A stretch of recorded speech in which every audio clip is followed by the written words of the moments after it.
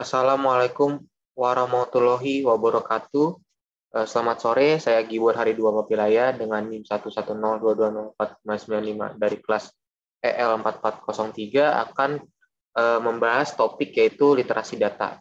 Jadi sumbernya di sini saya menggunakan PowerPoint yang telah disusun oleh dari pihak Telkom University. Jadi apa saja yang saya akan bahas? Yang pertama ada definisi literasi data, fondasinya, level literasi data, dan yang keempat ada data roles. Nah, di sini kita bisa lihat bahwa inti dari dunia digital ini itu ada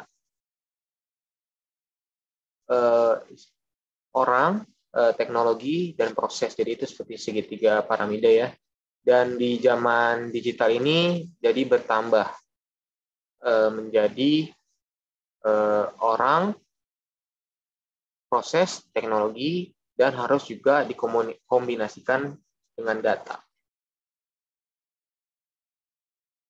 Definisi literasi data yang secara simpelnya adalah kemampuan untuk memperoleh informasi yang bermakna dari suatu data. Jadi kita mengolah informasi. Kalau menurut Tableau 2018.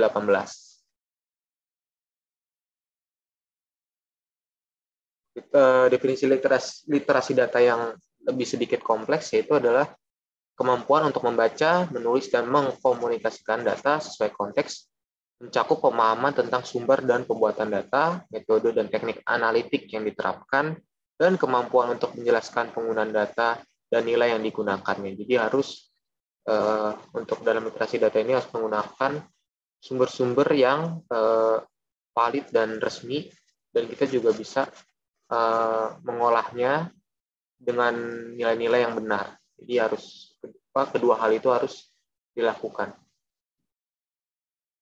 Di sini ada seperti situasi kunci ya, bahwa literasi data itu sendiri masih rendah oleh bisnis keputusan bisnis yang dibuat itu masih rendah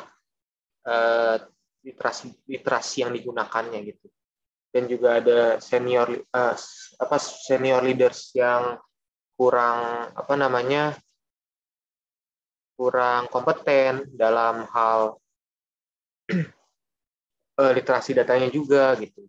Senior leadersnya gitu, senior pemimpin seniornya 32%. Ternyata banyak yang belum kompeten terhadap literasi itu sendiri. Dan yang kedua ada situasi kunci, yaitu organisasi itu bakal kehilangan tantangan jika data yang digunakan itu nggak baik. Jadi data-data yang digunakan itu harus tinggi. Dan data itu adalah kunci dari kredibilitas dalam dunia yang profesional. Fondasi literasi data itu sendiri ada 5. Yang pertama ada understand, engage, listen, analyze, and data literasi. Oke, akan dijelaskan satu-satu. Understand itu apa sih? Understand itu berarti kita harus apa yang kita bisa tunjukkan kepada data. Oleh data itu apa sih yang bisa diberikan. Nah, yang kedua itu adalah wawasan apa yang kita dapat atau wawasan apa yang kita dapatkan intinya dari data itu, dan apa sih dampaknya terhadap proses, misalkan proses bisnis gitu. Oke, yang kedua lanjut ada contohnya suku bunga ya. Suku bunga ini sendiri harus harus tepat gitu. Kalau kita sekilas melihat kan suku bunga ini mirip ya. Tapi kalau suku bunga ini digunakan dengan rasio yang salah, jadi terlihat seperti jomplang atau jauh. Tapi jika kita menggunakan rasio yang benar, suku bunga ini berubah memang, tapi lebih sedikit. Gitu. Seperti itu contohnya. Oke, lanjut ada engage. Jadi kita harus mengetahui bagaimana sih data itu disusun. Yang kedua, memahami tipe data. Yang ketiga, mengetahui asal datanya dan siapa penggunanya. Ini yang biasanya penting sih, terutama ya engage ini.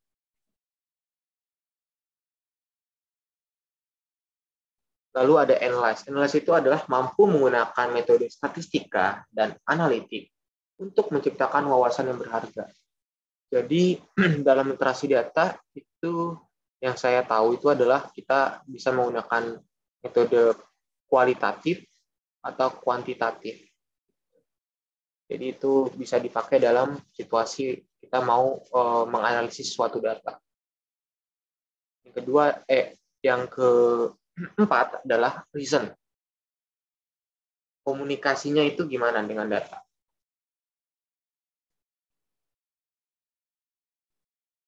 Oke, ini sedikit ada level literasi data, ada 5, ada konversional, literasi, kompetensi, fluency, and multilingual.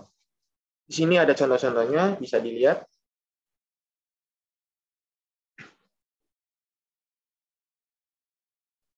Nah, kita pahami dulu dari konversional. Definisinya itu apa? Definisinya itu sendiri adalah memiliki pemahaman dasar dari konsep data, analitik, dan penggunaan hasil analisis. Paham bagaimana data bekerja, tetapi nggak mampu menjelaskannya kepada orang lain. Contohnya di sini adalah seorang profesional yang memiliki pemahaman dari nilai proporsional analitik dan komponen yang terlibat.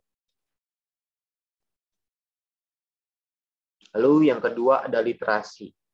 Dari definisi literasi itu sendiri adalah memiliki kemampuan untuk menyampaikan, menulis, dan berinteraksi dengan data dan program analitik beserta situasi yang membutuhkan penggunaan data. Seorang profesional yang dapat menjelaskan semua aspek dari penggunaan analitik, mencakup masalah industri, bisnis, atau kebijakan yang terpengaruh, pemanfaatan suatu data, dan metode analitik yang diaplikasikannya. Selanjutnya ada kompetensi. Nah, kompetensi ini sendiri, dia memiliki kompetensi dalam mendesain, mengembangkan, dan mengaplikasikan data dan program analitik. Jadi di kompetensi ini, seseorang itu lebih advance atau lebih skill-nya lebih banyak gitu. Jadi dia juga mampu mendesain dan mengembangkan dan mengaplikasikan datanya. Jadi nggak hanya sekedar membaca data, tapi dia bisa mendesain juga. Contohnya adalah seorang manajer yang berpengalaman dalam berhadapan dengan data dan program analitik dan telah mampu mendesain dan menyelesaikan proyek analitik dari konsep tersebut dan mendapatkan hasil yang memuaskan. Yang kesekian ada fluency, yaitu adalah memiliki kemahiran dalam 3 elemen bahasa informasi lintas domain bisnis dalam tingkatan industri. Jadi seseorang ini dapat memahami hasil interpretasi data dari berbagai sudut pandang. Kalau di Indonesia sendiri, menurut saya orang-orang seperti ini adalah Erick Thohir menurut saya, karena dia sangat berpengalaman dalam dunia bisnis dan banyak yang beliau tahu gitu. Jadi dia bisa mengambil dari berbagai perspektif. Yang sekarang itu ada multilingual, yaitu adalah memiliki kemahiran lintas 3 elemen dalam bahasa informasi, lintas domain bisnis, industri, dan ekosistem. Jadi seorang konsultan strategi data yang telah mendesain dan membuat solusi analitik lintas industri dan data dan bisnis dan dapat menjelaskannya kepada orang-orang awam. Oke, lanjut. Nah, di sini ada data roles ya. Data roles itu ada data believer, data user, data scientist, dan data leader. Data believer itu adalah memiliki pengetahuan bisnis yang luas, tetapi hampir tidak memiliki keahlian analitik, tetapi membutuhkan pemahaman terhadap data untuk membuat keputusan bisnis. Nah, data believer ini contohnya menurut saya sendiri adalah seorang bos. Seorang bos itu tidak harus mengetahui istilahnya data itu digunakan gimana gitu, tapi dia memiliki pengetahuan bisnis. Jadi dia bisa menjalankan perusahaannya Tapi ada yang menghandle di bawahnya, tetapi dia tidak memiliki kemampuan untuk mengolah data atau melakukan analisis. Yang kedua ada data user, bekerja dengan data dalam keseharian pekerjaannya, perlu memahami dan berinteraksi dengan data, memiliki kemampuan dasar analitik. Kalau menurut saya sendiri ini adalah contohnya bisa programmer atau bisa juga akuntan dan juga bisa juga data scientist ya kalau yang di zaman modern ini contohnya. Oh, maaf tadi yang tadi itu contohnya adalah akuntan dan programmer ya, terutama karena mereka di balik layar. Nah, sekarang ada data scientist. Data scientist itu sendiri memiliki kemampuan analitik yang kuat, mampu menggunakan metodologi statistik, umumnya memiliki keterbatasan dalam kemampuan berkomunikasi. Ya, jadi memang data scientist itu bekerja di balik layar dan dia mengolah data, tetapi biasanya orangnya jarang gitu, maksudnya jarang terlibat di lapangan. Jadi ada bagian yang lain dalam menyampaikan atau menjelaskan kepada orang-orang yang lain. Yang terakhir adalah data leader, pemimpin terdepan dari literasi data di dalam organisasi, memiliki pemahaman yang baik berkaitan dengan data, memahami metodologi analitik, memahami perspektif bisnis, mampu berkomunikasi, berdiskusi, dan berargumen sesuai dengan data. Nah, biasanya orang-orang seperti ini adalah seseorang bisa dibilang apa ya, manajer keuangan, atau yang di zaman sekarang ada aktuaris ya, jadi ya dia yang memegang kendali dalam perusahaan dan dia juga dapat menerangkan dan menjelaskan sesuai data. Jadi dia juga kemampuan komunikasinya juga ada, juga memiliki perspektif bisnis juga pastinya karena harus mengetahui situasi ekonomi, jadi seperti itu ya. Nah, level literasi data. Level literasi data roles. Jadi ini ada keterkaitan antara level literasi data dan data roles. Jadi data believer itu levelnya ada di konversional yang paling minimal dan literasi, data user ada di literasi dan kompetensi, lalu level data scientist itu sendiri ada di kompetensi dan fluensi, dan data leader itu sendiri, tadi contohnya adalah manajer keuangan atau aktuaris, dia ada di level fluency dan multilingual, jadi dia harus pandai berbahasa juga, harus juga lancar dalam menerangkan dunia bisnis, jadi kayak gitu ya.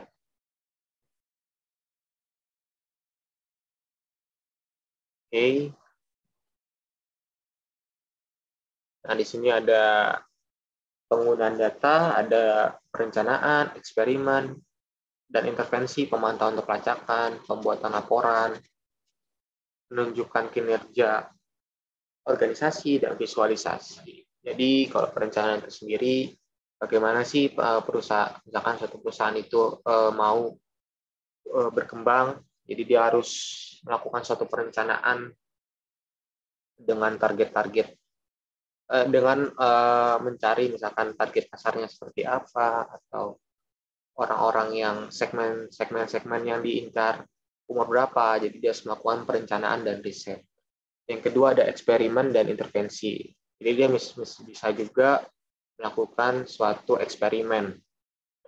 Misalnya yang kita bisa lihat di dunia usaha gitu ya, misalkan ya. Jadi ada teknik marketingnya gitu. Jadi misalkan gimana sih orang yang harganya itu dipasang diskon misalkan dari 15.000 ke 13.000, atau misalkan dia harga normal 13.000. Pasti kan orang lebih tertarik yang ada diskonnya, padahal mungkin harganya nggak beda jauh dengan harga aslinya.